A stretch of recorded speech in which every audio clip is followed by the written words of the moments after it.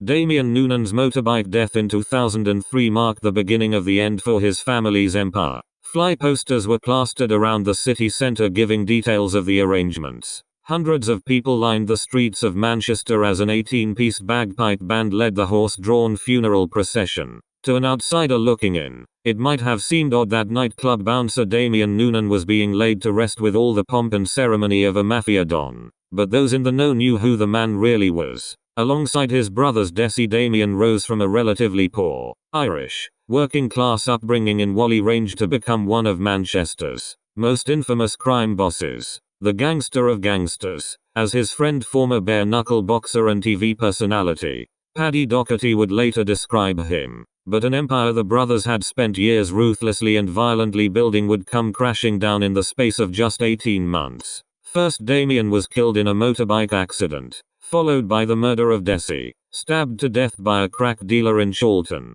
The Noonan brothers, who grew up in a family of 14 siblings whose first names all began with the letter D, first made their mark in 1980s gangland Manchester by specializing in armed robbery. But with Desi and Damion regulars on the doors of some of the city centre's most popular nightclubs, including the Hacienda, they soon realized drugs were a much more profitable way to make their fortune. Smart, canny and astute, Damion was described by journalist Donal McIntyre, who made a documentary about the brothers, as the UN peacekeeper in gangland Manchester. He bought and cemented loyalties by supporting different causes in his community, while also resolving disputes and rows. He built links with other gangs in Manchester, Salford and further afield. Said to have been an associate of Salford Mr. Big Paul Massey. Soon Damion and his brothers controlled much of the city's drug supply as house music, ecstasy and Manchester made the city one of the clubbing capitals of the world. At its height the Noonans were said to be making £50,000 a night from the Hacienda alone.